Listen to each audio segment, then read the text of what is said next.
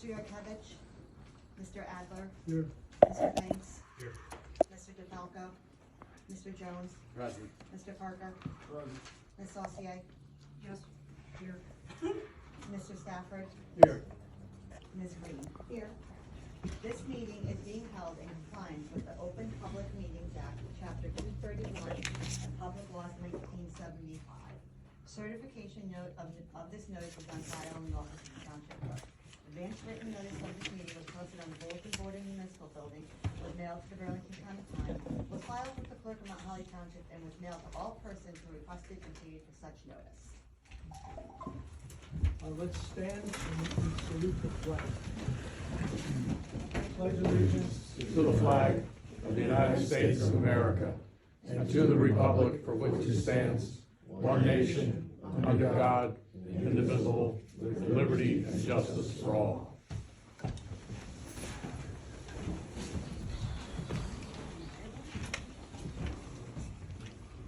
Item number 2 on our agenda relates to the minutes of October 16th, 2023. I have a motion to approve those minutes. So moved. Do I hear a second? Second. The minutes are approved. Right, you will vote. Oh, okay. Mr. Adler, Yes. Mr. Banks, Yes. Mr. Jones, Abstain. Mr. Parker, Yes.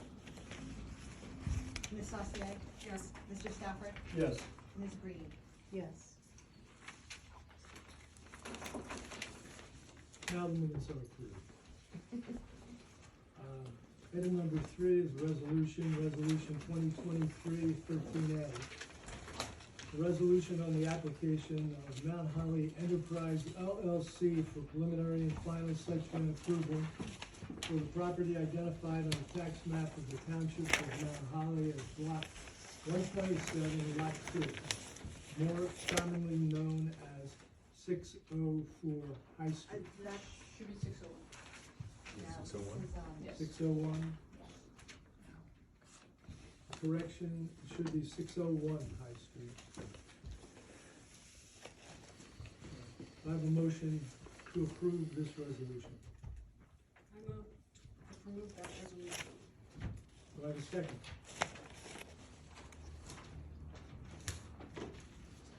Second, sorry. That's Excuse okay. me. Mr. Adler, Yes. Mr. Banks, Yes. Mr. Jones, Yes. Mr. Parker, Yes. Ms. Saucier, Sorry, yes. Mr. Stafford, Yes. Ms. Green. Yes.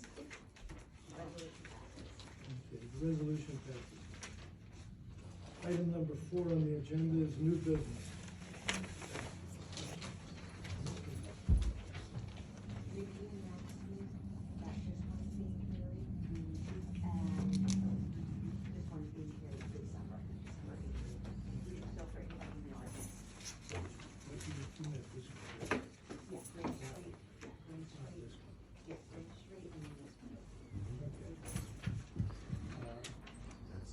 Application 2023-3, site location Grant Street.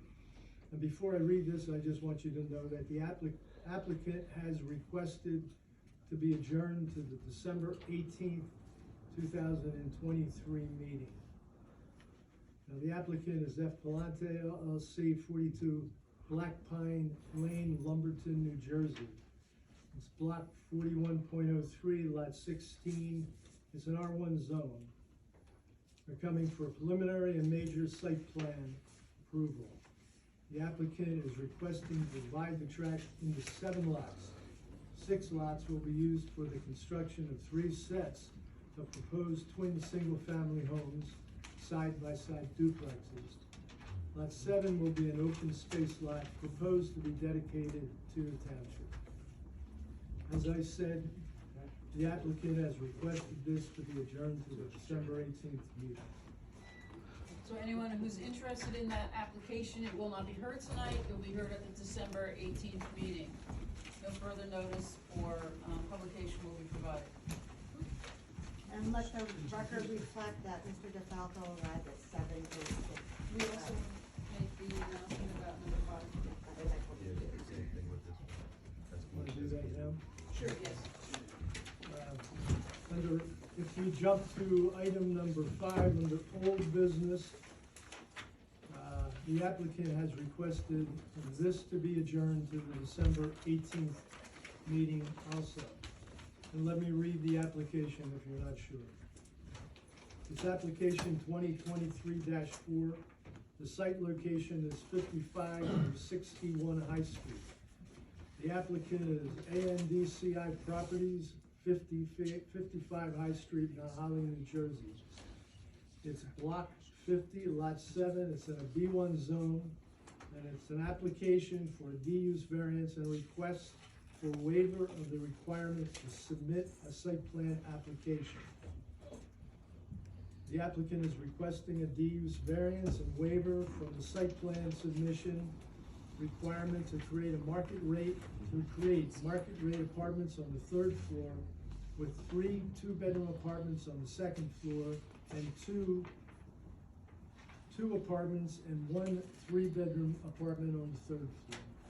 As I said, the applicant has requested this to be adjourned to the December 18th meeting.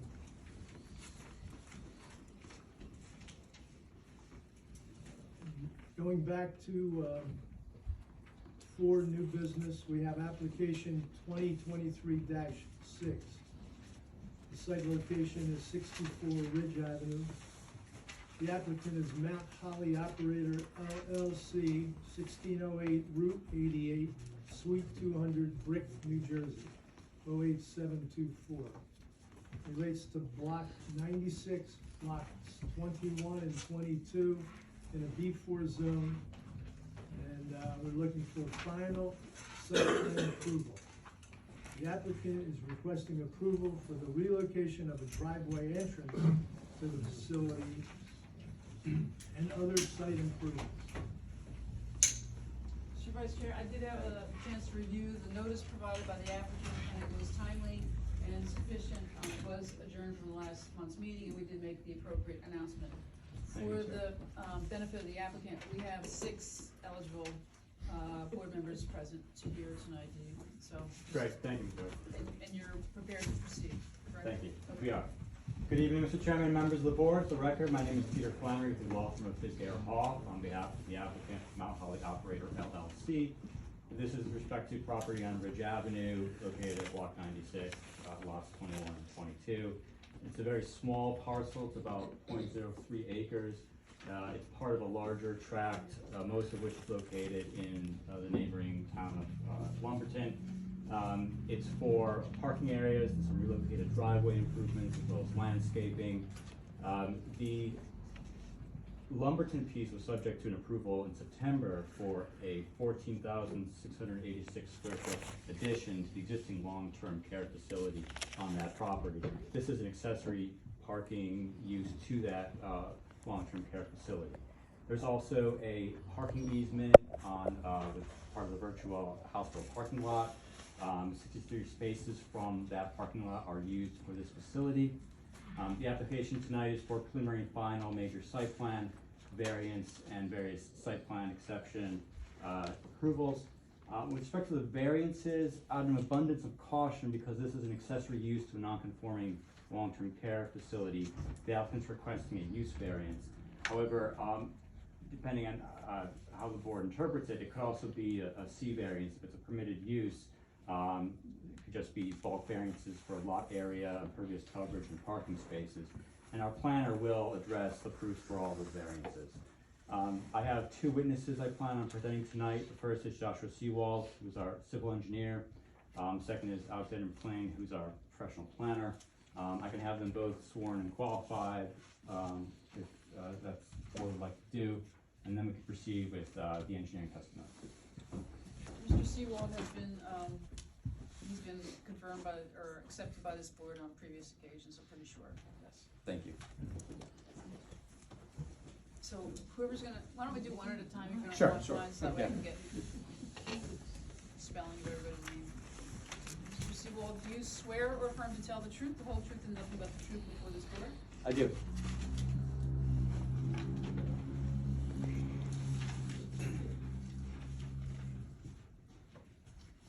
Do you wanna, swear in our planner as well, or should Should we wait on that? Well, till we absolutely, get- absolutely.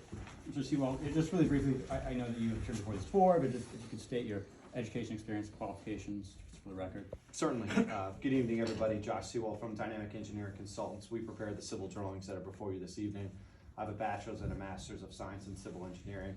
I testified before over 100 land use boards throughout the state. And I have been here previously back in March of 22 for the Spark Car Wash that's going up in construction on Route 38. Thank you. Your license is current. Absolutely. Thank you. If you could just proceed with an overview of the site and the project. I know we have some exhibits as well. Certainly, and I will be brief as well. So the first exhibit will be considered A1, I believe. It is Yes. the aerial map A1. exhibit. This is just the satellite image, comes right out of our civil drawings. Overlaid on top of it is the Lumberton as well as Mount Holly zone lines on the property. The property is actually outlined in yellow, so it can pop on the satellite image. And as you can see, it's prepared by my firm, dated September 14, 2023. North is at the top of the page, south is at the bottom. The property is outlined in yellow, as I just mentioned. As you can see, the reason we're here this evening is because the very northeast corner of our parcel is actually clipped and is located within your jurisdiction of Mount Holly.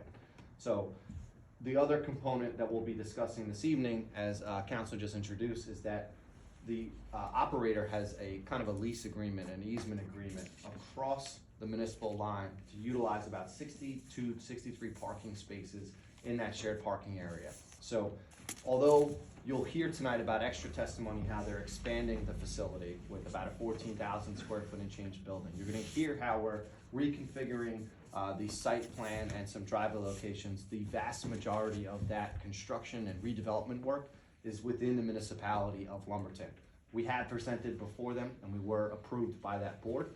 Happy to answer any questions you may have about any of their conditions or approval status. But again, we're here tonight to talk about 1,400 square feet on our property that is within your jurisdiction, as well as the easement area that we have located to the north in that off-site parking.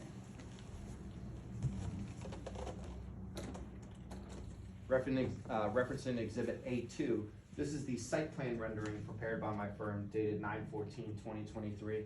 Same orientation, but of course zoomed in for clarity purposes. To the top of the page is to the north, bottom is to the south. You'll see here in the lighter shade colors, those are all existing conditions. That light tan color you see, the unique shape, that's the existing building. Located on the south here is Richmond Avenue, and to the north is Ridge Avenue. Again, what we tried to provide here is in dark, bold, black lines is actually the zoning lines as well as the municipal boundary line. So again, in the top right corner of my page, this is the municipal boundary line that we have between Lumberton and Mount Holly. The very small corner of the property that we are focusing on. The scope of our improvements that we're here for this evening on our site is we are removing one parking space that's out there today, and we're putting in about 1.3 parking spaces. The vast majority of the work is we are relocating a driveway that is shaded in a little bit darker color so it pops for presentation purposes. And we are relocating that into your jurisdiction in Mount Holly. And that is really because we are reconfiguring the parking area on site. You see the darker orange color, and that is our proposed building expansion. That of course is Lumberton jurisdiction, but with that building expansion, we then had to modify the 41 space parking lot. We're actually increasing parking on site from 41 to 42 spaces. And with the reconfiguration and relocation of that driveway, there's some improvements that happen in Mount Holly's jurisdiction. Overall, this is the site plan overlaid onto the landscape plan and then colored for tonight's presentation. And the last thing I wanted to just focus in on is the significant landscaping that is being incorporated to this facility. If you guys have been out there at all or driven by the site, with the addition of this building, there will be a significant landscaping plan. Over 300 plantings will go along the perimeter eastern property line, where we have residential neighbors both in Lumberton and Mount Holly, and additional plantings along Ridge Avenue as well. That is a high-level summary of what we are doing in the portion of Mount Holly.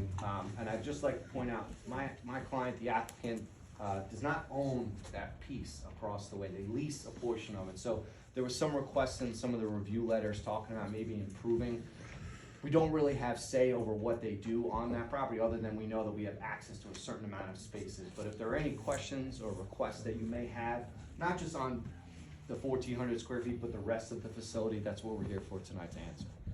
And I think there was also just one thing, there was milling and repaving and a crosswalk. Was that something you were going to do at Ridge Avenue? That's correct. One of the conditions at Lumberton's planning board was asking us to put a crosswalk to better delineate and connect our new parking lot to that existing shared parking field to the north. With that will come a crosswalk. And because we are relocating that driveway, we'll be ripping up some curbing. We're gonna mill and overlay those areas of the improvement so that there's a nice improvement to Ridge Avenue. Thank you. Certainly. That's all I have in terms of direct testimony and proceeding. So you would agree to that condition of approval, similar to the Lumberton board's approval? Correct. For the installation of the crosswalk? Just for the board's reference, I did have a chance to look at the parking easement that's contained, it's perpetual. So I was satisfied with it, that it protects the property in perpetuity. How is the amount of parking impacted by this improvement? You need more spaces, less spaces, same number? It's a great question. So with the reconfiguration, we are adding a net space of 1 to the overall facility. And even though we're building 14,000 square feet, the major renovation is actually to have the same number of beds, but taking out double occupancy beds and turning them into single occupancy rooms. So even though we're adding this 14,000 square feet that has new amenities and courtyard spaces, the main focus is that the bed count stays exactly the same, so the parking should stay the same. Where does I noticed there was a dumpster in the rear. How does that get emptied? Where does the truck come from? It's a compactor you have? I'm sorry, I heard the car behind me. The second half of that, can you repeat that for me? The compactor that's in the rear of the building that shows on the plans. How is that accessed by a truck? They have it hauled away. So there are two, we'll say main drive aisles for those loading and deliveries. One is on Ridge Avenue and the other is a second one on Richmond Avenue. And those two areas are where we focus our trucks that come and drop off material as well as take away the trash. The front parking area in existing conditions and in the future proposed conditions are really designed simply for any visitors or employees that will be there. So the operation, if you take a look at the rendering that's before you, Exhibit A2, as well as the plans, there's really not a lot of modifications that we have to the loading and operations of the facility on both the driveway and Ridge as well as Richmond Avenue.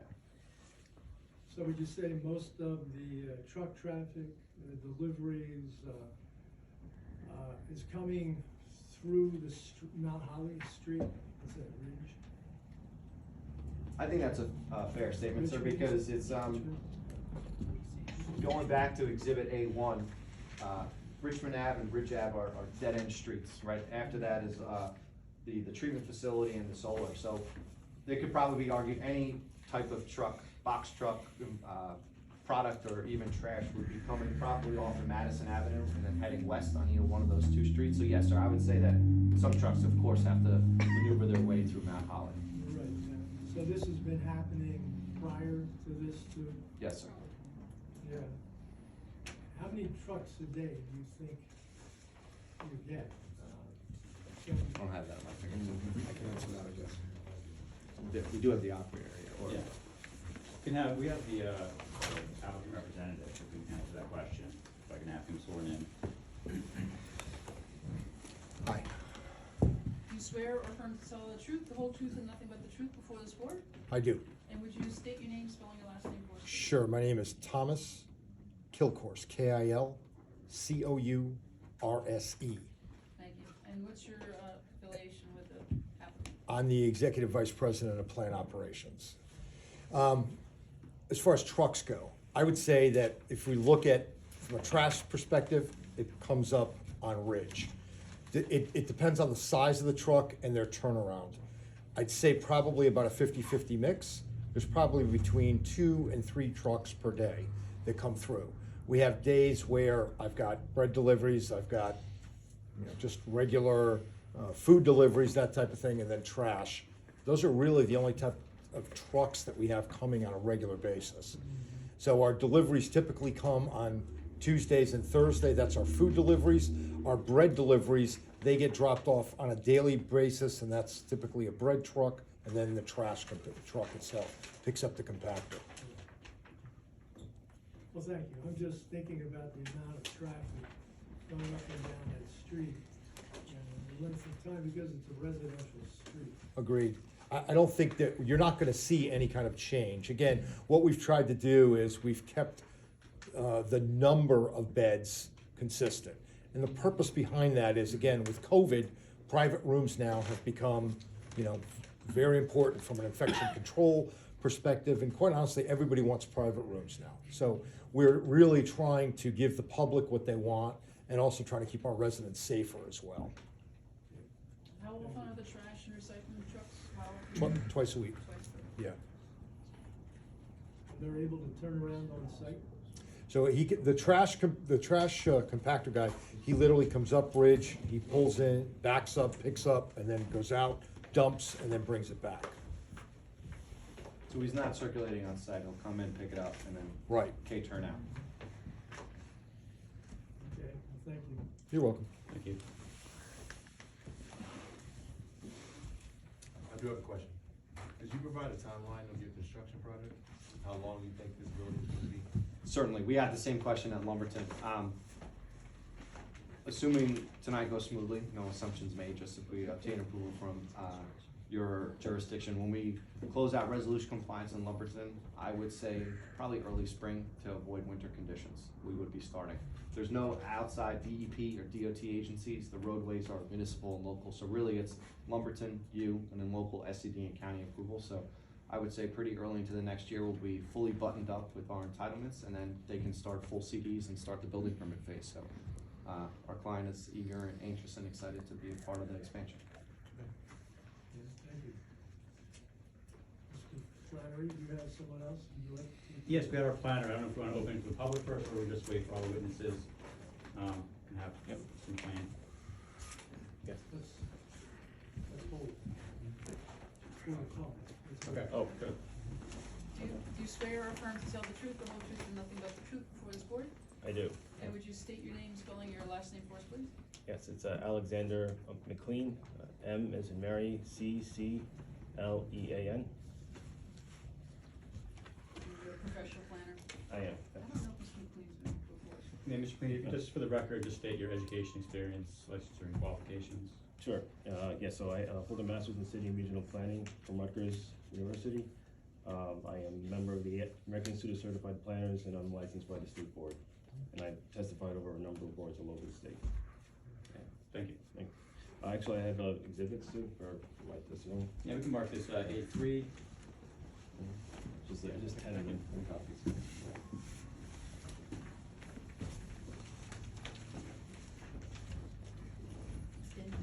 how would you describe the document? Oh, it's just zoning maps, tax maps, and site photos. So,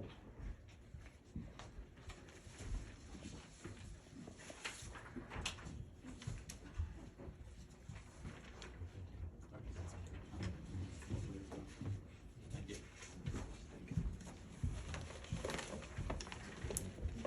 Go ahead, Mr. Clean.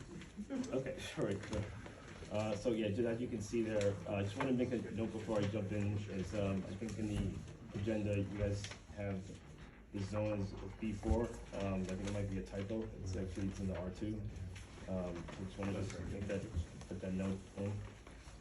So you can see in the map there, on the first page, is the delineation and the overlap there between the jurisdictions and the lots in question. And on the second page, you can see the zoning districts for both Lumberton and for Mount Holly. And on the last page, you get a sense of the site surrounding area from Ridge Avenue. But I'll go ahead and begin my testimony. I'll be brief, just because of the scope of the application. Can you just keep your voice up? Okay, sorry, I'll be brief because of the scope of the application. Yeah. So as you can see there, the portion of the applicant's property in question is located in the R2, as I mentioned a minute ago, in the resident district in the township on lot 21 and 22 on block 96, between Ridge Avenue to the north, Richmond Avenue to the south. Majority of the property where the assisted living facility is located is predominantly across the municipal boundary in Lumberton Township. That generally is demarcated by Ridge Avenue. The site in question is a small portion of the applicant's property, totaling 1,400 square feet in Lumberton, with a total area of the property of 4.26 acres, and has been improved with an existing assisted living facility, has been in operation since 1972, and improved with an addition in 94. As noted by the other witness, and the applicant has been approved by the Township of Lumberton to construct an addition to the assisted living facility that will contain 22 new rooms for one bed, a new rehabilitation gym, a new vestibule, and a new courtyard. The addition would result in a 14,686 square foot expansion, converting existing 2 bedrooms in the existing facility to 1 bedroom, which would not result in a net change in the overall number of units, and the installation of new landscaping along the eastern property line. In regard to surrounding areas, to the north, a large parking lot on block 96, as you can see on the first page, is not owned by the applicant. It's an easement agreement with the property owner for overflow parking. There's detached single-family dwellings in Lumberton and Mount Holly, vacant lot with several shipping containers on the ground, and discard hospital beds, also in Lumberton and Mount Holly. And to the east is detached single-family dwellings in Lumberton and Mount Holly. To the south, also detached single-family dwellings in Lumberton.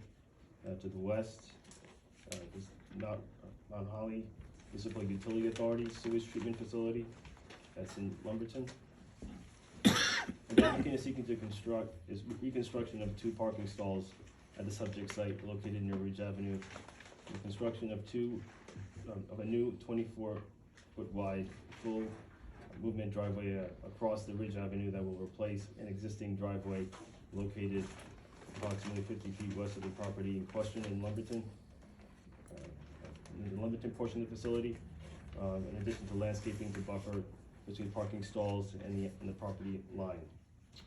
The applicant is seeking, as the attorney mentioned before, a D1 use variance for the portion of the property that's located in Mount Holly, as principally used for parking to support the larger facility in Lumberton and in an adjacent municipality. And we're also looking,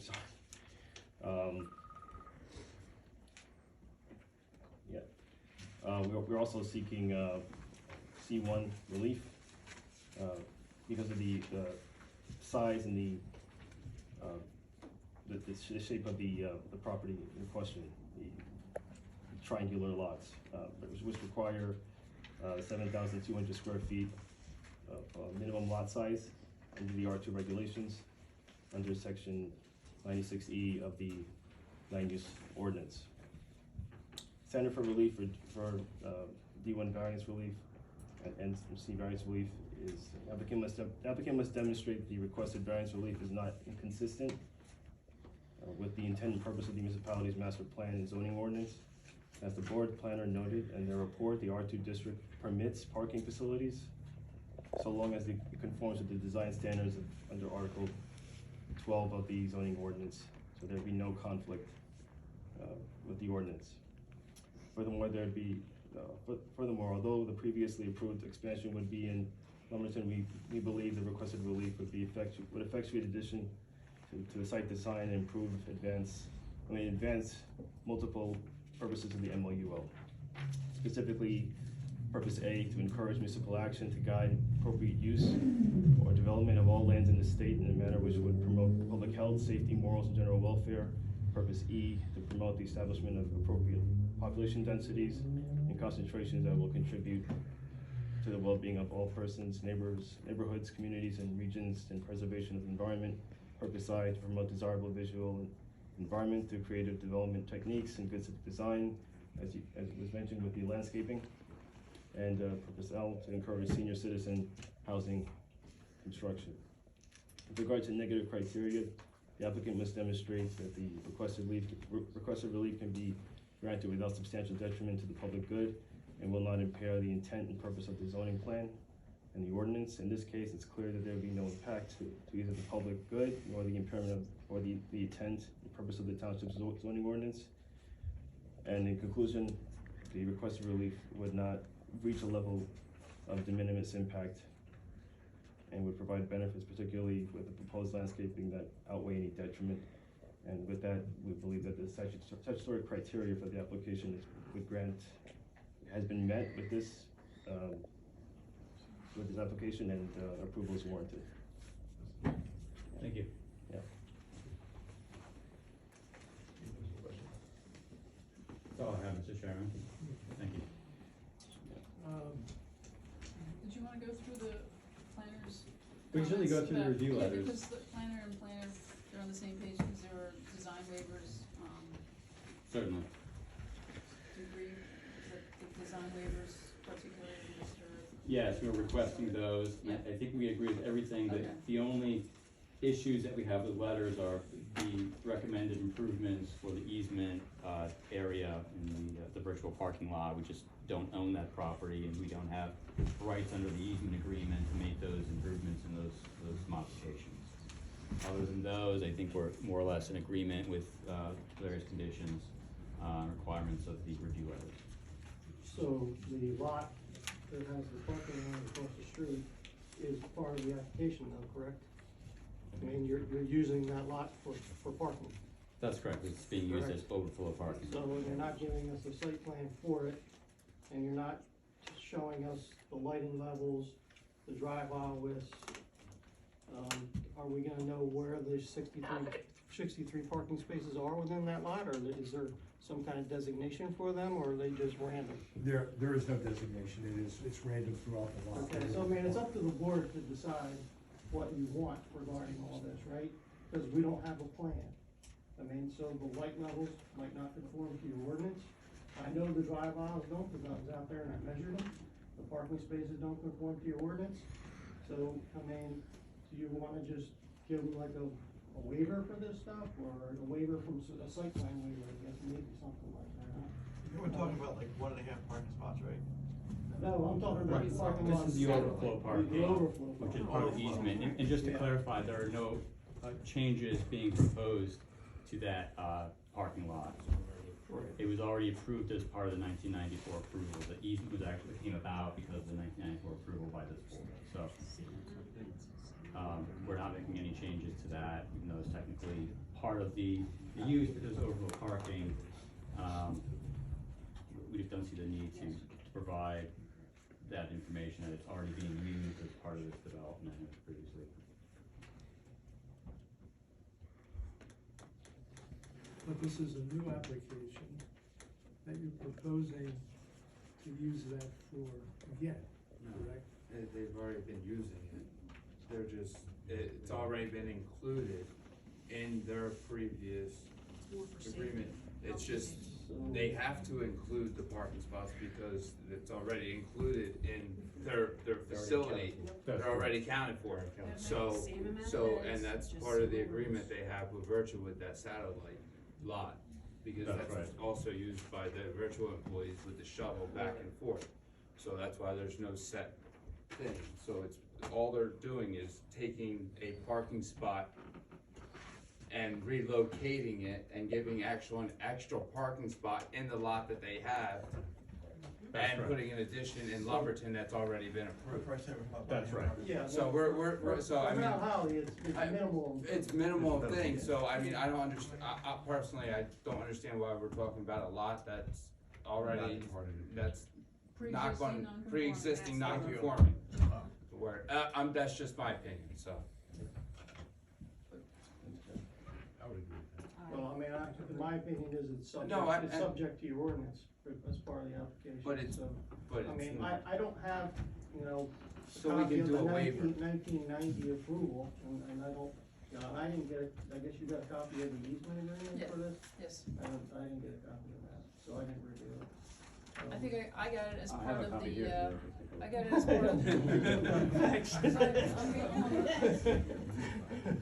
I got it part of their application in Lumberton, because I happen to represent the Lumberton board.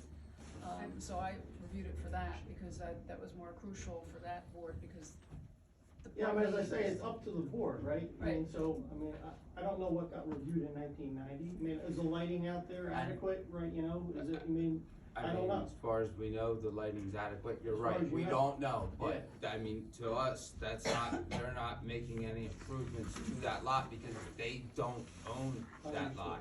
They have an agreement, so we should be reaching to Virtua themselves and making sure that their lot is up if they're Well, going to. see- But I'm saying if they're having a lease agreement with the company is responsible for any improvements done to that, not Not the leasing. not the leasee. So if we're asking for that, any of that information, it should be coming from Virtua themselves, the owner of that property. Agreed, that's why I think. I know, they but I'm should have just been- saying, They should have we been a like- co-applicant on the I don't think we should application. hold up a building that has already been approved over a lighting issue in a parking lot that, It's an ancillary parking lot. Yeah. Right there. I'd so up for that's a- just, I mean, like I said, I'd up for I a guess I waiver wanna- to yeah. proceed on with this. Yeah. You're gonna talk about. I can't vote on it really, but That's my opinion. Well, I think it would be prudent if this is a non-conforming use that was previously in existence, maybe since 1990. It would be prudent for the applicant to look at the items that Mr. Lima was talking about, and maybe after this is said and done, for the safety of his employees and the people using that lot, especially at nighttime, that you should reach out to Virtua and see if they can accommodate some safety issues. Because I think, all the board, I think I see, safety issues, from what I hear Mr. Lima saying. We could certainly, Although this might be non-conforming because of the lack of lighting, possibly, but we don't know. But because of the lack of lighting, and I think maybe you should do that afterwards, you know? If you agree with that. we could certainly, as a That condition would of be approval, great. reach out to Virtua and have a conversation. See if there's anything that can be done. Pardon me? We can certainly, as a condition of any approval, reach out to Virtua, have that conversation to see if there are any improvements that can be done. That's what I'm proposing, for the safety of the people there. But what does that entail? I mean, I'm not sure what the condition of approval would be. I mean, I think you could easily give them a site plan waiver for that lot, if that's what you're wanting to do, right? I mean, that part of it, you give them a waiver for. Besides that, I don't know what we're gonna get in response to what you're talking about. Mr. Lima, I'm asking them to reach out. I'm saying that they should be concerned about the people who go there. And they can tell if they have an engineer, they can tell if the lighting is inadequate, if they need to maybe dedicate spaces closer to the building, something like that. If we can't control that, then we can put the onus on them. That's what I'm proposing. It appeared that the applicant agreed with that. I'm more than happy to reach out to Virtua and have a discussion with them. Yeah. If you could let us know how that turns out. we'd Absolutely. appreciate it. Certainly. That's fine. Does the planner have any comments? So you got your approvals in Lumberton, what you said, and you got a use variance there? There's a D2 use variance, D2, right, for so- expansion of So I know we had this non-conforming sort of use. discussion before, whether you needed a use Right. variance here, well, I'm looking at it as a bulk variance, actually. It's- Right. You know, all you're doing in Mount Holly is parking, and parking's permitted use. The only thing that's non-compliant is the area of the lot, so it's. Right, so it's a That's split, where I would it's go a with that. split lot, like split zoning, there's nothing we could develop on that little piece Right, of property right, yeah. that's permitted. So I had some, I guess, just to clarify, so the general comments in my letters, you're gonna, it's the side, the crosswalks, gonna agree to, right? Yes. And you're gonna mill the street at the entrances, yes? The lane lighting and the ingress, that was a little deficient. Can you upgrade that, or are you gonna ask for a design waiver? No, we can comply with, all of the lighting requests, cause at Lumberton's board, they asked us to drop the height from 25 feet to 16 feet. Okay. Because of their residents and neighbors, which is fine, and actually, when you lower a light, it actually gets brighter underneath it, so we'll be happy to, So that design waiver number 1 goes away. correct. And just some bulk variances for setbacks and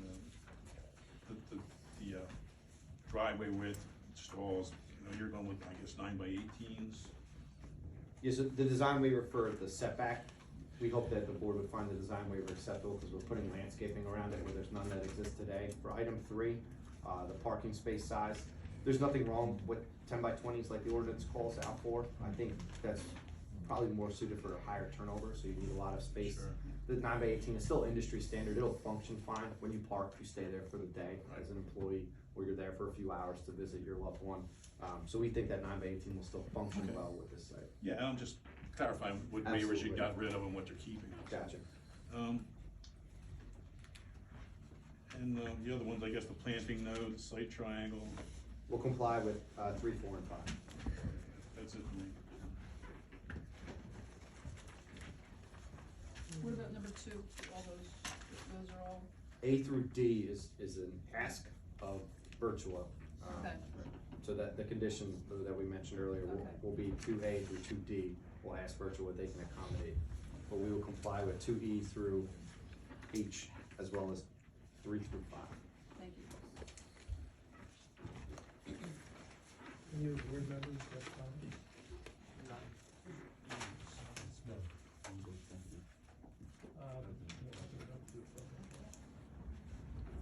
We will open up. If you'd like to question or have comments about this application, we welcome you to do that. We start in the first row. Vince Amico, 24 Broad Street. I'm sorry, what was your name? Vince Amico, 24 Broad. You swear to tell the whole truth and nothing but the truth before this board? Just publicly. Hang on. This is a youth place. And just, I'm sorry then. also, let's also remember that we have 6 eligible board members, and the mayor and the councilman are not going to participate at all, including any part of the discussion. Okay, sorry. Yeah, even though I agree with Mr. Kalulio Kalani that it is sure really a bulk variance, but they're proceeding as if they were required to show use variance standards. Okay, sorry, Mr. Total number of beds, I'm sorry, I may have missed this. Total number of beds in the facility? 180. 180, so you have 3 units right now? We have 3 units, that's correct. There's a memory care unit and then 2 other. And the expansion is going to be what? So what'll happen is we're gonna take some of those double rooms and mostly gonna be on from our subacute. So the subacute, which would be our short-term rehab, they would be those new beds that we're The talking new about. beds are subacute beds. That's correct. And then what's the average stay in a subacute bed? It depends. Right now, I would tell you anywhere from 2 to 3 weeks, somewhere in that area. Depends. Okay, Okay. all right. I was in the business years ago, that's Yeah, why I have okay. these questions. No worries. okay. No Yeah. worries. No worries. So thank you for that. You're welcome. Appreciate it. Anyone else in the first row? Seeing no one else in the first row, we can go to the second row. Does anyone have a comment in the second row? Seeing no one in the second row, we can go to the third row. Does anyone have a comment in the third row? Seeing no one with a comment, let's go to the fourth row. Anyone have a comment in the fourth row?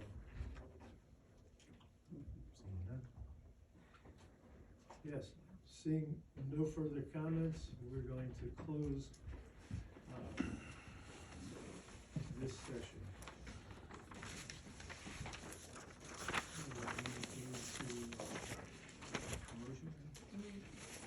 Did we give Mr. Alamo a chance to review his comments? I know there's a football game everybody wants to get to, so I'll try to go quick. You guys agree to consolidate the lots? Yes. Yes. Okay. We talked about the parking,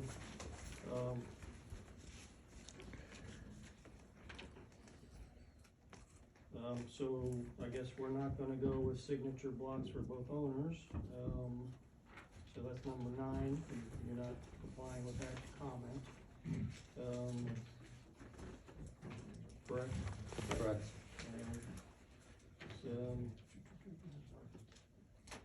So, we're not, you're not, there's no designated parking spaces, and we're not getting a parking study, so you're not complying with number 10.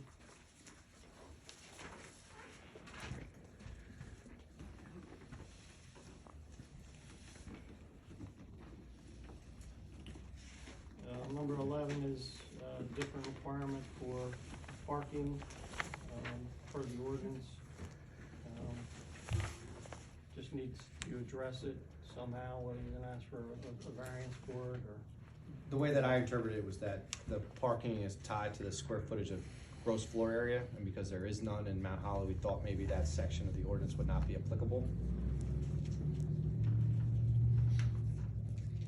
Right, because the ratio ties it, it's square footage of parking. I mean, I think it's, we're applying the ordinance to the facility.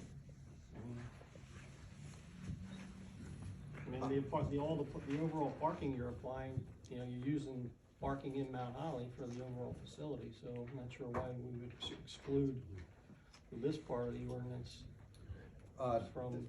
I don't disagree with the prior one, about the potential parking variance. It was just this specific 14983B3 says 1 square foot of total parking area for each square foot of gross floor area in a residential zone. It was just because of the property. It's in the zone, because of the zone it's in? All right, I'm buying None of the building is in the residence. Yeah. Yeah, it's just the I'll parking buy lot. it. Yeah, so that's, that, I don't think that applies. Okay. You talked about lighting. Did you talk about the parking in the front yard setback? Yes, I I- did talk about parking. You talked about that. Buffering is in. Adding impervious coverage to the table, did you address that? Number 17? Yeah, I believe that we will comply. We don't comply with this section, but we will add it to the bulk table. Yeah.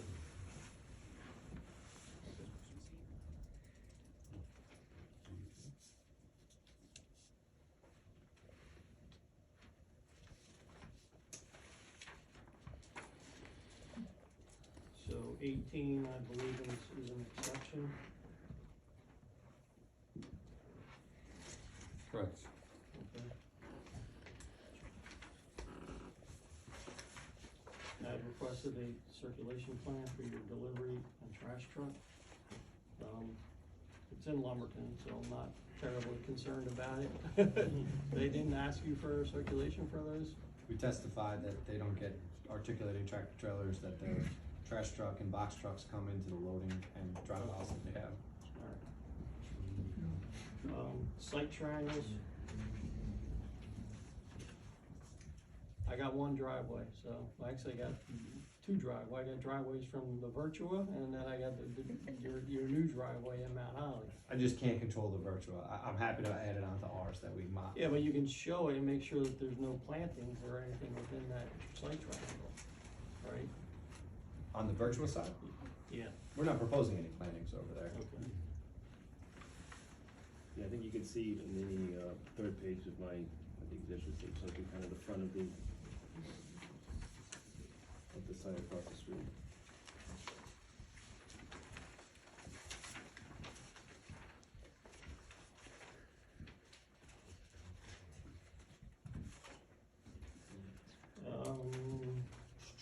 So 22, I guess, would be addressed with your conversation with Virtua. Yes. Side drive aisles restricted for fire.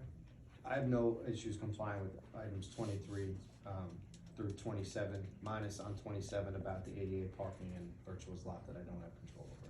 but we're happy to provide all the other items 23 through 27. But you will discuss that with them because their signage is not current. We'll discuss. And same thing, sir, through 28 through 31, happy to comply with those notes. Okay, very good, thank you. And then also, to the extent that there are any improvements within the township, minor improvements in terms of the landscaping, that's non-residential improvement, if there's an increase in the equalized assessed value, will be subject to a development fee. Sure, It we'll may look be into that. very, see if very it's- de minimis, Right. very, very minor, but I just have to ask for it. Certainly.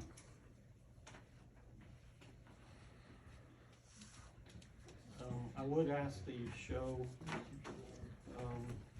the milling and paving of Ridge. The township paved that street. I don't know where the end point is.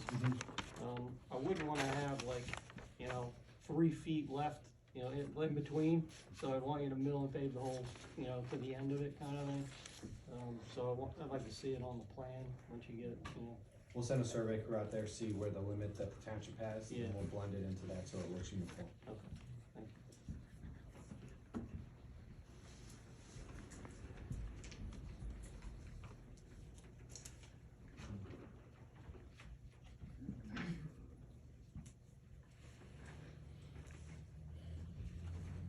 So that's the end of your presentation? Yes, Mr. Chairman.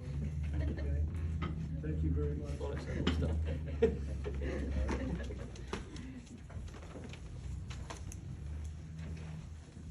So do we have a motion to approve this application? So, if you want, I can state what I understand to be some What do you wanna conditions. do? Yes. So we've just gone through all the, comments in the planners and the engineer's letter, which I'll recite completely in the resolution. It's also to the extent that it's applicable, subject to a 2.5% development fee for the value of the additional improvements. They've agreed to consolidate the lots, which will be done, accomplished by deed, correct? Correct. Okay. They've agreed to change the lighting at the ingress points. They're going to include the crosswalks consistent with the Lumberton approval, and will mill the street at the entrances. They've agreed to speak with Virtual because, have an easement or a lease agreement with Virtual for the parking lot, see if Virtual can if necessary, can improve the lighting and whether the parking spaces need to be reviewed and revised. And, you can report back to the board's professionals on that progress.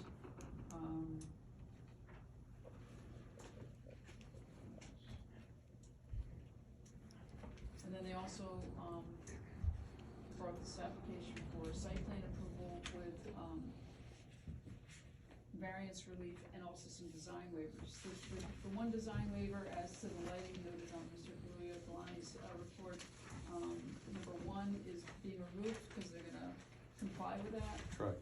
2 and 3 with respect to the, design waiver for the parking areas extending more than half of the required front yard setback. They provided justification in terms of enhanced landscaping, and with respect to the size of the parking stalls, they provided an explanation as to why that design waiver should be granted, and that this is not a retail area with frequent stops and starts, so that they don't think there's gonna be as much activity.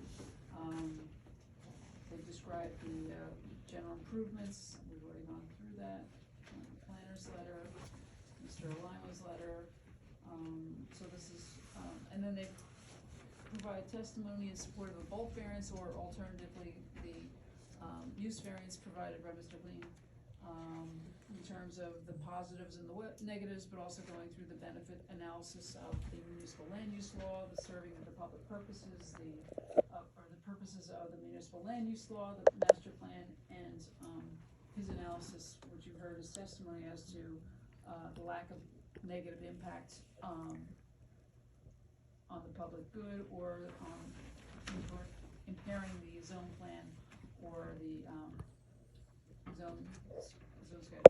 So you've heard all the testimony, is there a motion to, and for use variance, I always suggest that you do a motion to grant, because that way you've got all the conditions, laid out. Because if you do a motion to deny, and if that fails, then you've granted it without conditions. So there's a motion to, I would suggest granted based upon the use variance, or alternatively, the bulk variance with the design waivers as noted, and the, conditions as stated at the end, based upon finding that the positives outweigh the negatives, and it's particularly suited for this purpose. Motion to approve. Second.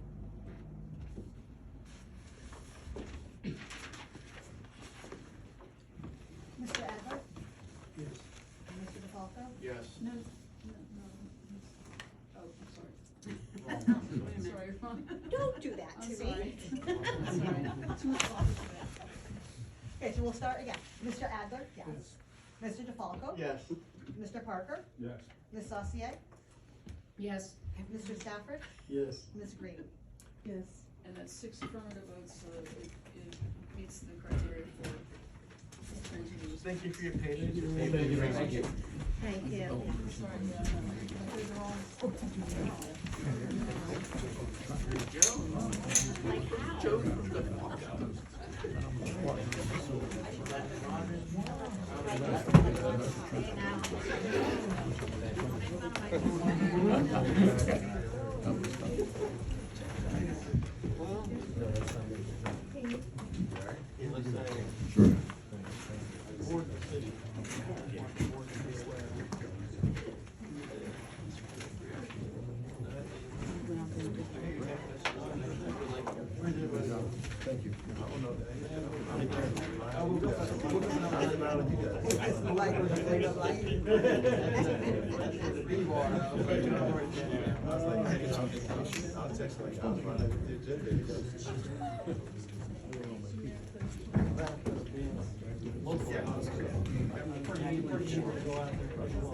This is the one bedroom apartment, right?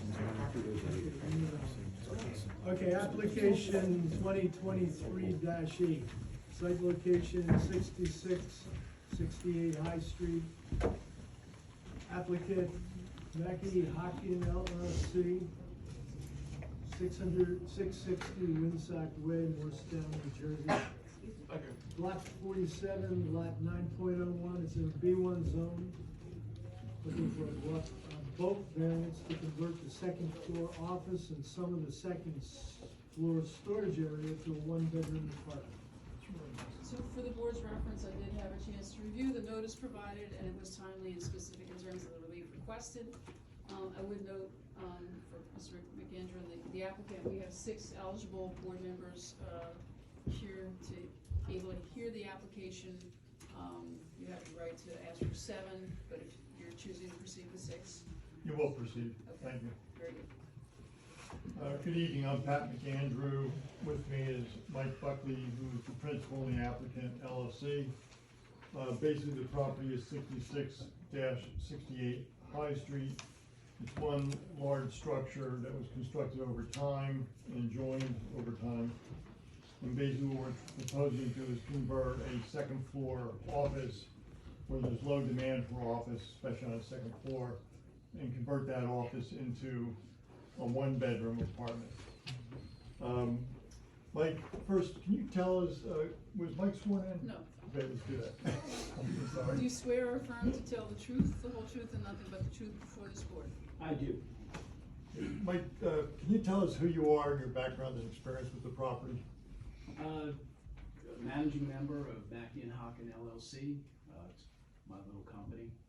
I do business in town as Mount Holly Records at 68 High Street. The building that I own at 66 has a residential tenant on the 3rd floor. Also has my office on the 2nd floor, which is what we're talking about. There's some storage space there for about 1,000 square foot total. And then there's a tenant downstairs on the 1st floor that's, some people know as the local lounge there. And then behind that is a another small space where I do some of my work for store records, so. And you're describing you're there, you work there, you have your business there, Yes. so you're familiar with the property. Very familiar. I'm there, pretty much most days, Tuesday through Sunday, Thursday through Sunday, retail hours. Let's break down the floors a little bit for the record, because it was an interesting, the square footage. The record store on the first floor, how big is that? 230 square foot. And that's a vinyl resale operation? Absolutely, yes. And there's also space on the first floor that's associated with the neighbor. What's that and how many square feet? On the 66 side, that tenant Yeah. on the first floor takes 1,000 square feet. And then behind that is another 300 square feet that I mentioned that I use. Okay, and none of that's changing as part of this proposal. Okay, the third floor, what's on the third floor? One tenant, about 600 square foot apartment, one bedroom. Okay, and that's staying the same? Correct. Okay. Yeah, I assume there's a stairwell it's shared to get to the second floor, third floor? Right, the third floor to a landing, second floor, out front door and back door. Okay. What's on the second floor now? Which is what we're focusing on? Yeah, I'm in about 438 square foot. I use it as an office, and then behind that is more open area and where I have racks set up for audio equipment and secondary vinyl storage that I need. And the 400 plus square feet of office, that's what you're gonna convert into a one-bedroom apartment? That's what I would like. That's what I'm asking for. Okay, and at this point, you don't have architectural plans prepared. This is basically your first step, getting the use variance, then you'll prepare plans, and then go get permits, so forth. That's correct. Okay. With the current tenant, do you have any problems with the parking or trash or lighting or anything on the third floor? No, none at all. Okay, when you have a second tenant on the second floor, one bedroom apartment, first, how will you handle parking? That's a major issue. Well, I have 2 parking spots there, so right in the back, so the upstairs tenant takes one, and I would have a parking spot for the tenant in the back. And then for any incremental use, the dozens of parking spots that are behind me in the lot, since that's where I'm located. Okay, you back up to a municipal parking lot. Correct. Okay, and hours are limited there during the day, but they're not limited off hours. Correct. So for a residential tenant, they could use that space in the municipal parking lot off hours. Yes. Okay. Yeah. And also, your business, your tenant's business, you use street parking and use municipal parking currently. That's right. Okay, and that's not gonna change? No. Okay. How do you handle trash? And how will you handle trash? I have a designated refuse recycle spot that's located underneath my stairwell, which is behind my record shop and on the first floor. So that's where the bins are. And I have my personal way to handle it. It's usually boxes that I break down and take them home. But the tenant will either move the garbage to Commerce Street if she feels up to it, or she'll move it and set it on High Street, which is also a collection. It's whatever she feels like. But this is basically township pickup in bins or garbage cans? That's right. Okay. That'll continue in the future? Yes. Okay. How is lighting and how does that work? I have, for every doorway from back to front, there's probably 4 of them. Each of them have their own specific lighting, which lights up the alleyways and the walkways. I have timed lighting in the rear of the building. I have motion lighting in the rear of the building. And then I have roughly 500 watts of motion sensor lighting that lights up the entire stairwell and walkway, which, out of courtesy to my neighbor next door, I keep it on the motion rather than on all the time. You feel that it's adequate for the current tenant and also the future? Yes, it's adequate, and we talk about it all the time, to make sure she's got a bit of a malady and a bit of a limp, so she wants to make sure everything is lit, and she's happy with it. There was one question in the Alamo review letter at the end about sidewalk repair or replacement. First, how did that box that's in the sidewalk, how did that come about? Before my time, but when I speak to my neighbor who's got a little bit more history in the town than I do, he tells me it's a Comcast manhole that was placed there. And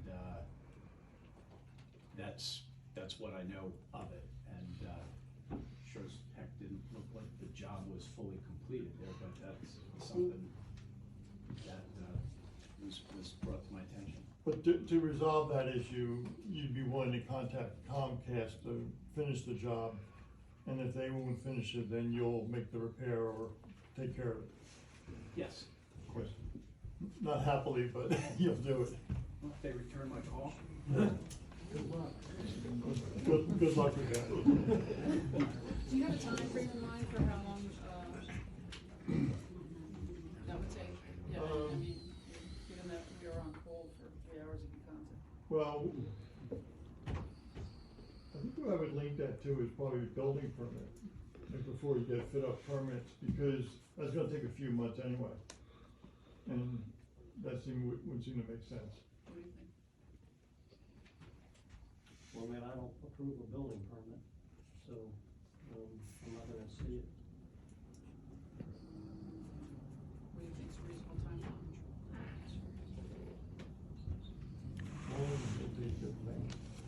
Plans for the apartment. Yeah. Oh, I understand the question, sorry.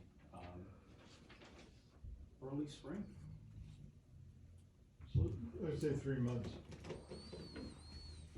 Either they fix it or we fix it. So, I mean, I guess what we have to decide, like, it's in the public right away, right? So normally it would get bonded, we're gonna waive the bond, we're gonna waive, am I gonna inspect it? I mean, there also is a sidewalk application in town, so I don't know if we cover it under that. Sidewalk application? Yeah, like, for repairing a sidewalk. Sidewalk obligation, oh. Application. For, I mean, I'll maybe that's because that's just a way to have it covered, Yeah. like, you know? And it's we don't normally it's covered by the approval, you know, that's normally something that doesn't come from the board. Otherwise, I don't know, am I gonna go inspect it or not? You know, there's not really escrow here. Well, it's pretty clear it's a utility box that we don't own. Yeah, but you're responsible for the right, you know, right within your frontage kind of thing, so. And I'm not responsible for completing like Beltel or Comcast or their repairs. Yeah, but the sidewalk around, I mean, the sidewalk, the condition of that sidewalk is unsafe, so, I mean, somebody should address it, that's all I'm saying. Is Yeah. part of it. And I'm trying to figure out both the timeline and then throughout Rick's concern of who's gonna make sure it's done right. Right. Yeah. Well, I assume it sounds like if Comcast does it, you don't get involved. You just do it. Rick, where's the location of the sidewalk? Is In it the in front of back. the building? Right behind it. Behind the building. It's I didn't see this picture, so. behind my neighbors.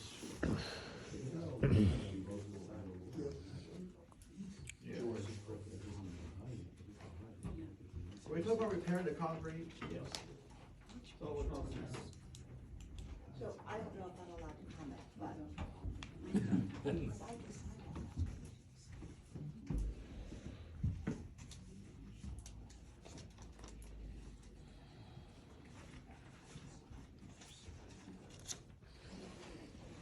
I mean, if you're, I mean, I don't, it's just a repair, so I don't need to inspect it, and just Well, take a photo of it. The board secretary happens to have some knowledge about the sidewalk applications.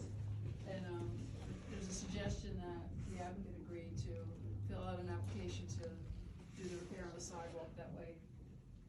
But I don't charge them an escrow for your work will just come out of what they do for this application. Yeah. So they don't have to post additional. But also, I mean, that would be a review by the zoning officer or. I don't think we need, You do. I would say, Yeah, let's keep, Yeah, I not, appreciate let's not do that paperwork. Okay. Let's just, Okay. you know, if the board makes this a condition, he agreed to it, either Comcast fixes it or, the applicant fixes it, and then they, you know, just send us a photo, and actually, I mean, I'll be down, I'll just drive by and say, okay. Well, yeah, and then I was just talking about the billing, it'll just come out of this escrow, not like the sidewalk. There's not gonna be any billing for it. Jill, do we have a record of a utility easement at the location?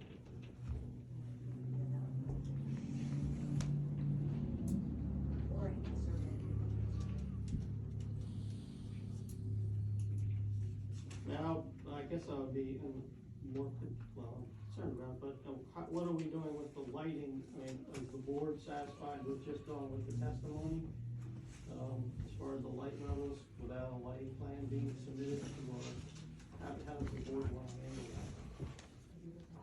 Without some sort of plan showing where the exits and entrances are to the buildings, how they get through the buildings. I mean, I'm really in the dark here.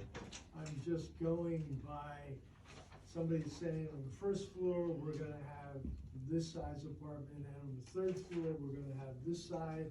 And we have, somewhere we have a stairway that comes down to a landing and goes further down and, Or a third I mean, I pre-existing, right? really, when we get to these again, I mean, if it would just be a sketch, it would really help this kind of stuff. My mind, so are they coming out the back, are they coming out the front? Tenants. The pre-existing tenant on the third floor. Well, both of them, where are they? Well, they where are would, coming out? the egress is designed for the High Street exit, so they would come down their stairs and they would go down to the front, High Street, the Okay, access. so they're not coming out to the back anyhow. It's a convenience for the tenant to go in and out to get to the back, parking lot, but. Because they're gonna park, If they do. Sometimes they do park on the street in front, but if they do park in the back, it's a convenience. there's a door in the back, they can go Yeah, so, upstairs, so they can go in either off High Street or correct, in the back. correct. So where Mr. Alamo is talking is going in the back, and there's a lack of light, or we're not sure about the amount of lighting there, is that what I'm hearing? Yeah, as I said, there's 500 watts of it, plenty of it for the tenant, but that is, you'd have to hit the motion sensor to actually see it if you were looking at it. But, Right, so you'd have to be walking there before it was. That's right. Right. Because you're walking on the property, the motion sensor's gonna go off anyway, correct? Sure, yeah, yeah, absolutely. And it's on motion because of. You know, Sorry. So this door in this photo is the door that both tenants would use to exit the building? Because there's a stairway of some sort. that's on the correct. exterior So stairway. we're talking about the lighting back here, so the addressing the entrance and exit for the tenants work, it's on the front of the building, right? So it's on High Street, right? And then there is an exit to the back of the building, which is this stairwell and this alleyway. Right. And So, the- but that and- stairwell, the exterior stairs only goes up to the second floor. That's correct. And the lighting is covering all of this entrance and the stairs. Motion. So there's an exterior stairs that goes, if they come from the back, If they come from the there's back. an exterior stair that goes up to the second floor. That's correct. And from the second floor, you can, oh, thank you. From the second floor, you can get to the third floor. You have to go inside, or does it go continue? No, you Then go come continue inside. on. You enter on the second The floor. hallway of some sort, Yeah. shared hallway. Yeah, that's the, Like it was on actually local. So So if they have groceries or something and they can't park in the front most of the time, I would assume they're gonna be coming out the back, right? Yes, yeah, so- they do. Does that door have a key to lock? Yeah, you're seeing a tough picture there, but there's a gate, a gate, a lock. There is a lock at the top of the steps. There's a lock to their front door. There's a gate here.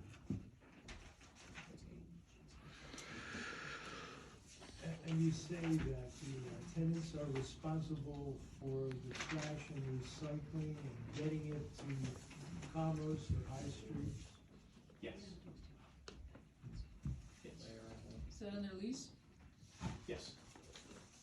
And their containers are underneath those steps that I was just That's looking right. at? That's exactly what they do.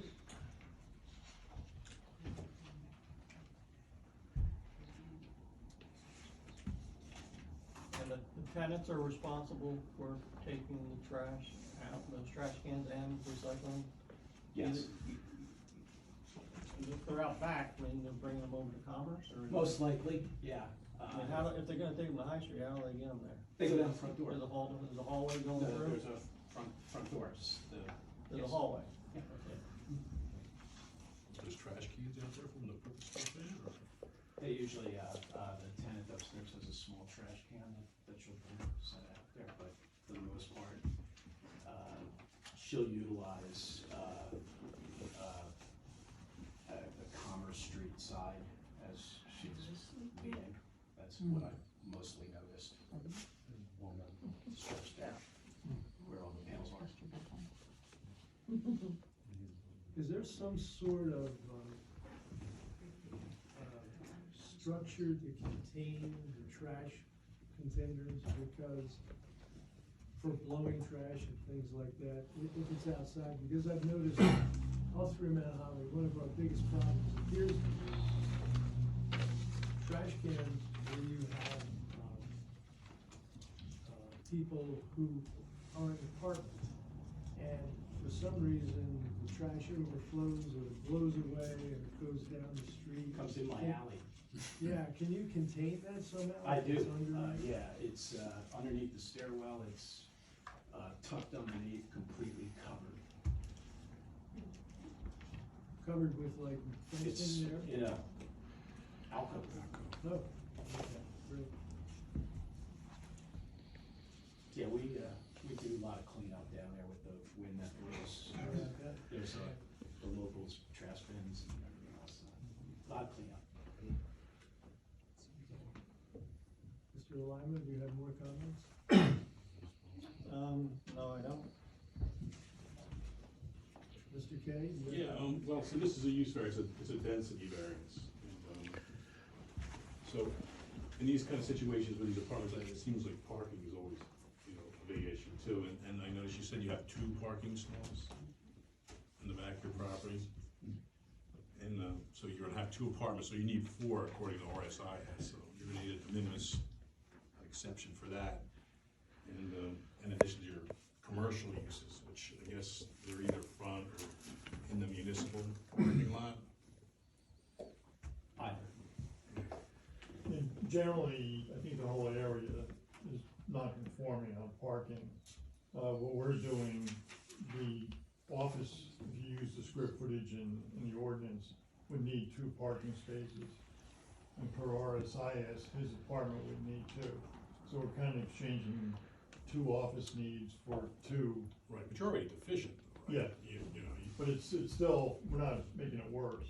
And you could also argue it's getting better because the 2 residential are gonna be like off hours, evening or night, not during the day, competing with the other commercial. so it's your testimony that there will be a, I mean, I'm not familiar with that area, the parking requirements, what they are during the day, how is a lot filled up? Are they gonna have problems parking, or? Yeah, I mean, my feeling is the lot's not filled up enough, but, there's a municipal lot behind it, it does have a 2-hour maximum during the day, but not at night. And then if you go further into the parking lot, there's no limitations. Yeah, they're, We've not had any issue with parking at all. We're roughly about 30 feet from dozens of parking spots. So they will be coming from that parking lot, which, you know, raises that issue of the lighting, and we're kind of operating blind here as far as I can get your testimony and everything, but we, you know. Well, it's municipal 20 lot, so. No, but I mean, going into the building, you're gonna be going in the rear of the building, right, in the parking lot, picking your groceries up and all that sort of thing. Well, if you, I know your firm likes to do nightlight tests, if you want to come out and do a nightlight test, that's fine. Make sure it's out of Make that a condition, or rent you guys, or us, I don't know, it doesn't matter. Yeah, I mean, we have light meters. Maybe that would. What if it doesn't comply, are you concerned? bigger bulbs, more bulbs.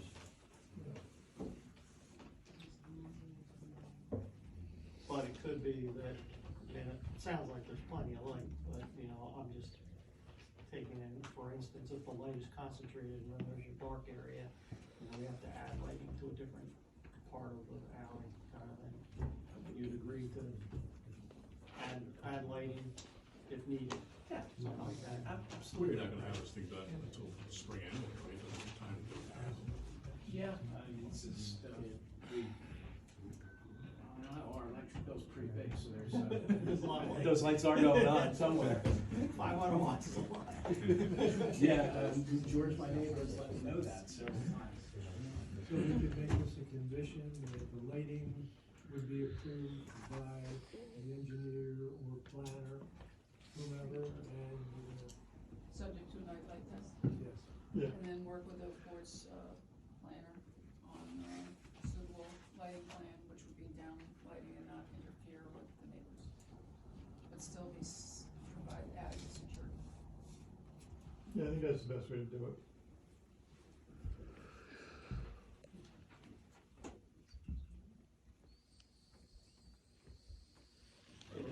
Let me get that right, so if the lights out there are not down lighting, we're gonna require down lights so that we're not affecting the neighbors?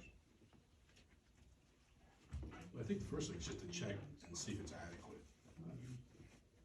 Okay. Or just take out the whole, just provide that it's approved by the board planner, and we trust him to have a lighting plan that's not gonna be stadium lighting for the neighbors. Alright, you got the As long as- Alright. Do you want, I mean, So we're talking about downlighting or lighting that is not intrusive to neighbors or people in the distance, or blinding somebody in the parking lot or something like that. And the planner will make that determination. Yeah. I can do that.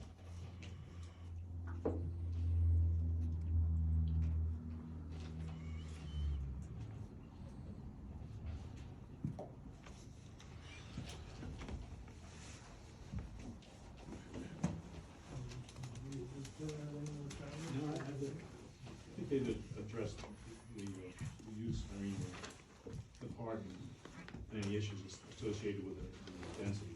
And like I said, it's generally the parking issue that they seem to feel, and I guess the board is more familiar with it than I am. I mean, if you're comfortable with it, I think it's good. you don't feel like number 6, I mean, initially you thought about screening the trash enclosure, you're satisfied with their testimony? Nice, this is enclosed.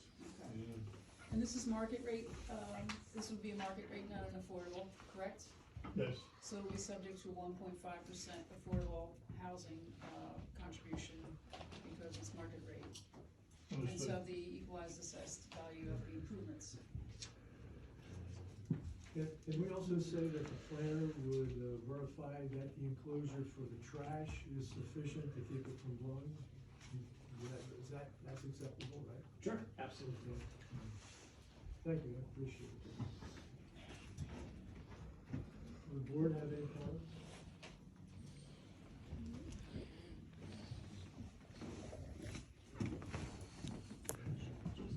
I'd like to open this up to the public, if we may. Are there any comments from anyone in the first row? Yes. My neighbor. I own Vincent's Ice Cream right down the street. The issues with parking are issues of parking that we Can all you just face. say your name again for the record? I didn't. Vince Amico, 24 Broad Street.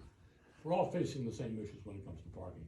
And we're really lucky. If you consider what we have in terms of parking, right behind our row of businesses on High Street, you have parking that no one else in this area has. I mean, really. You know, and you gotta encourage businesses that are successful like Mike. He does a great job. He brings people into town. And those people come to other places. They go to the bakeries, they go to buy ice cream, they have dinner. Right? They come in because he has a niche. People collect records, and today they really collect records. They're really into it. I love having him as a neighbor. He's a good man. And I would just suggest that I will endorse him 100%. He's doing a good job. I appreciate it. Thank you. I like your ice cream too. Mutual. Good one, Mike. Mutual admiration. There you go. Anyone else in the first row have a comment? Does anyone in the second row have a comment? Or would like to make a statement? In the third row?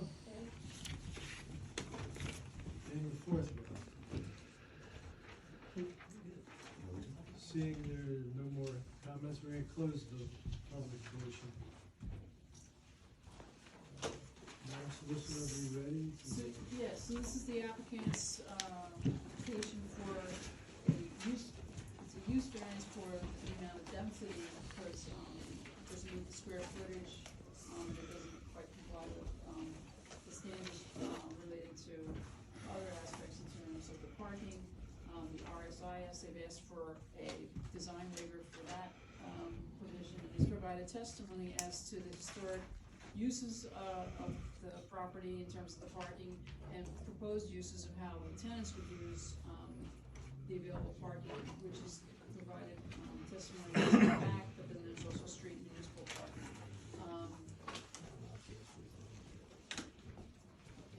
He's described the lighting, he's agreed that,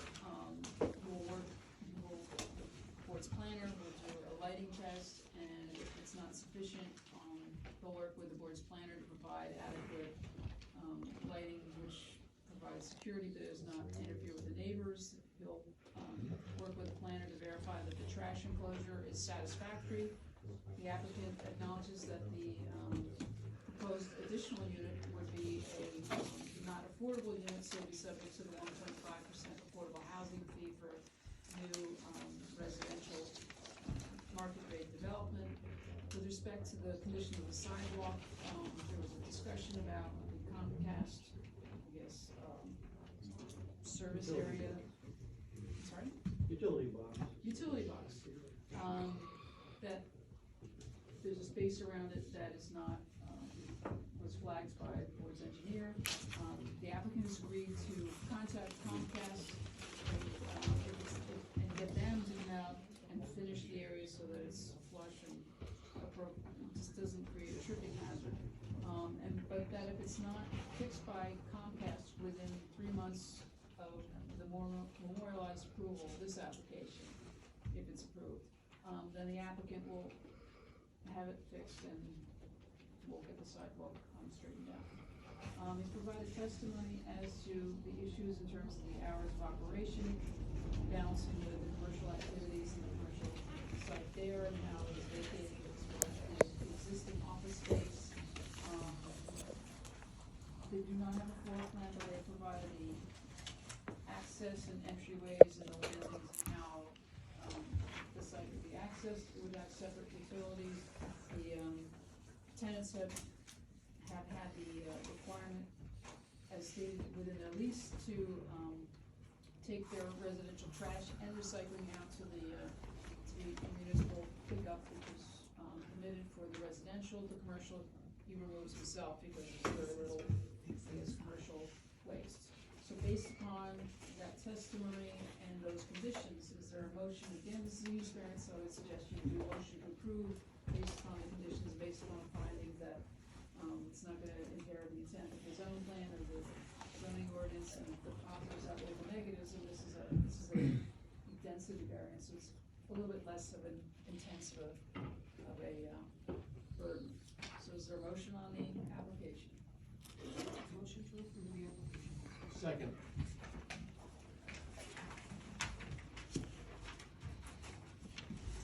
Mr. Adler? Yes. Mr. DeFalco? Yes. Mr. Parker? Yes.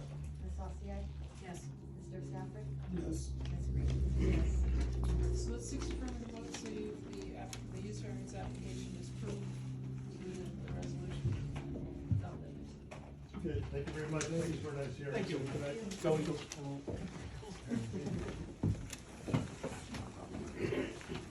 we have item 5, old business, and as I mentioned before, this application 2023-4 for 55 and 61 High Street has been adjourned until December 18th.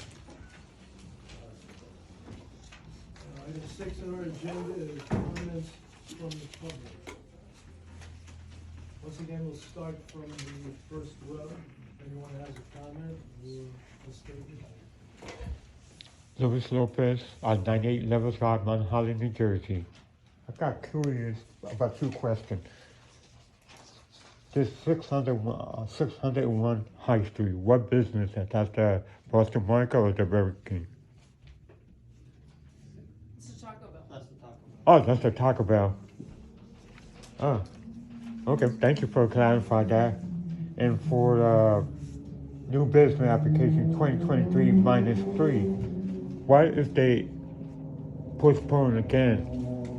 How can we fix this? If they keep postponed, it would cancel it out, or just curious?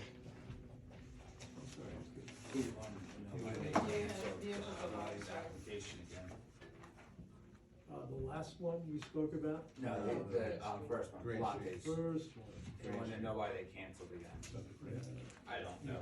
I really don't. I think they're talking to the county about purchasing the property, that's what I understand, we don't know. Okay, I appreciate it, thank you. Any more comments from the first row? Comments from the second row? Comments from the third row? Any comments from the fourth row? Okay, seeing there are no more comments, we're gonna close the public portion.